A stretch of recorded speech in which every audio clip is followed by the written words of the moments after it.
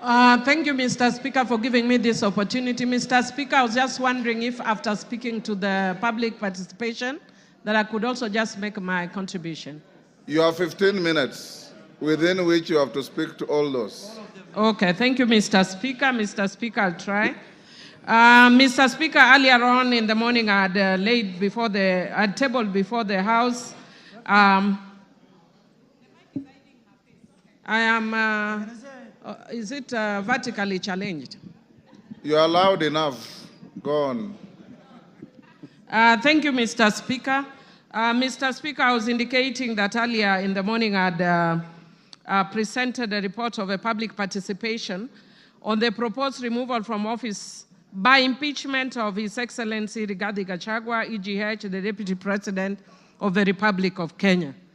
Honorable Speaker, this is following the notice of a special motion by Honorable Mwengi Mutuse and in line with Article 1182 of the Constitution. Mr. Speaker, consequently, the House Business Committee approved a public participation program across all 290 constituencies, and I present on behalf of the House Business Committee. Mr. Speaker, I'll speak to the issue of the legal framework of public participation. And Mr. Speaker, Article 10.2 of the Constitution provides for the participation of the people as one of the national values and principles of governance. Mr. Speaker, Article 118 of the Constitution requires Parliament to ensure public access and participation of the people in its affairs. I will not go to the details, and we can read it for ourselves because of time. Mr. Speaker, I wish to note on my own behalf that in quasi-judicial proceedings like this, public participation is not really necessary, even though the courts are pronounced that they are. In my view, they are not actually necessary in quasi-judicial processes like this, because, Mr. Speaker, it's almost like saying that the judiciary needs public participation in making their decision.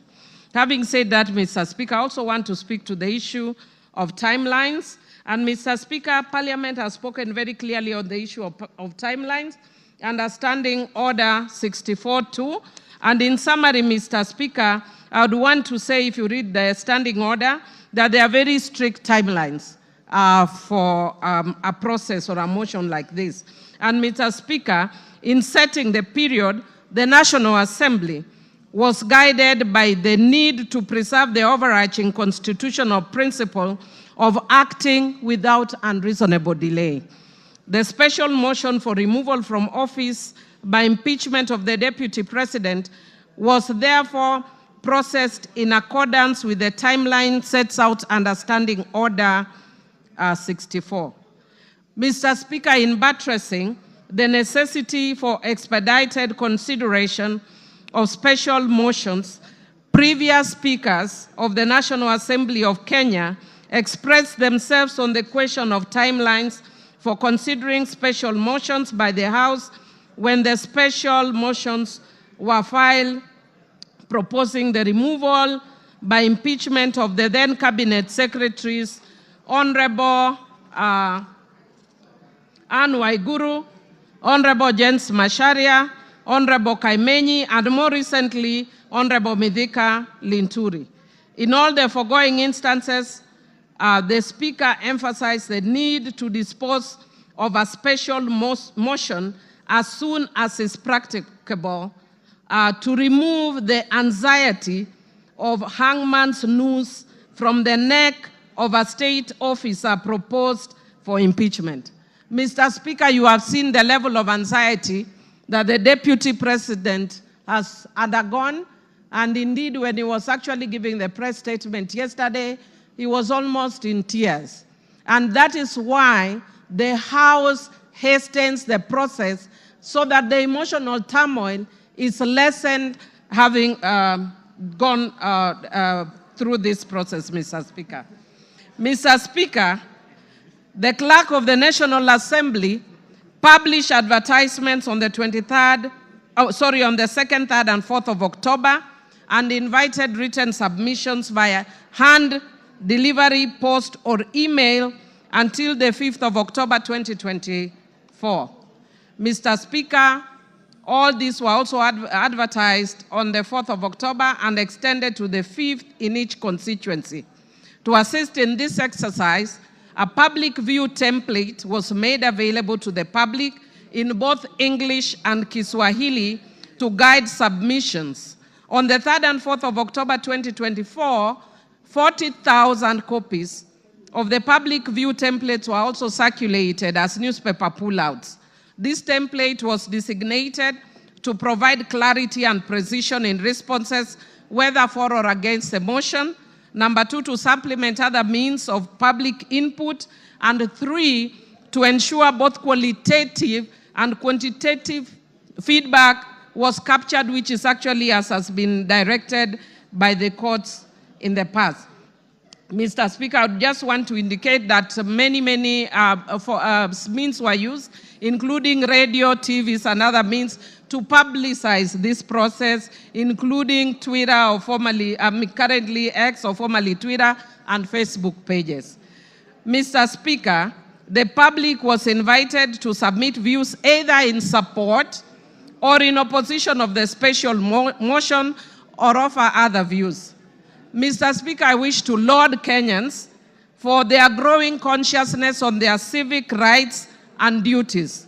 Mr. Speaker, people participated in various ways, as was witnessed both on electronic and social media, Mr. Speaker. And Mr. Speaker, many Kenyans who are participated very expressively.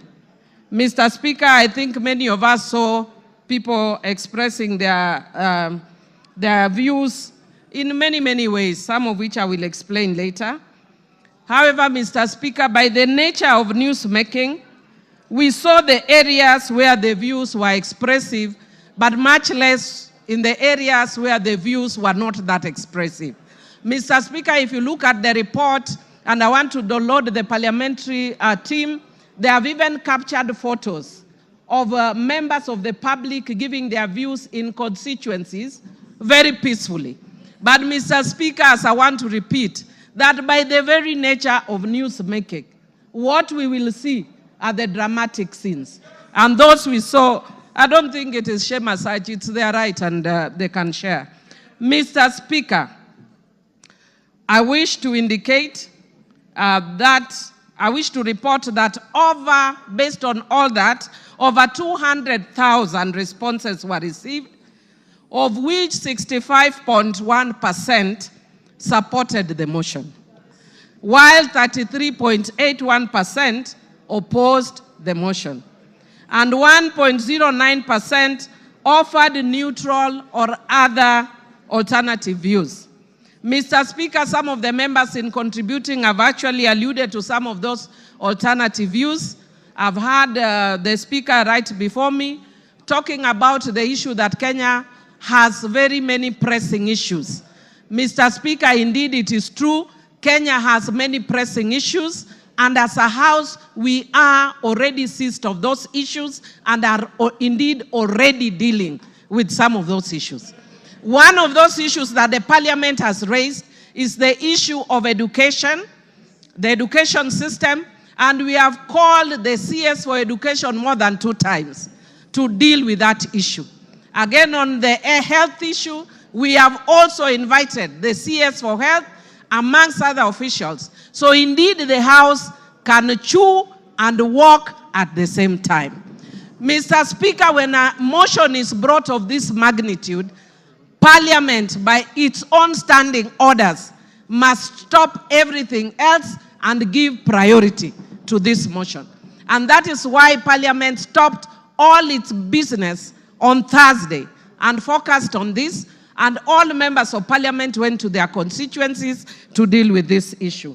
Mr. Speaker, I wish to indicate that given that this is a very special public participation process, a first of its kind, Mr. Speaker, since the Constitution was promulgated, there were some challenges, but which did not affect the overall product of public participation. Mr. Speaker, Some of those challenges were as follows. Mr. Speaker, there was political interference at public forums such as Bomas of Kenya and Murang'a.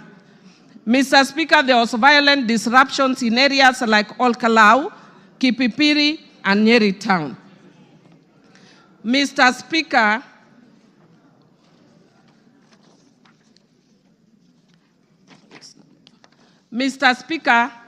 there was incomplete or unclear submission, including forms without identifying information or contradictory responses.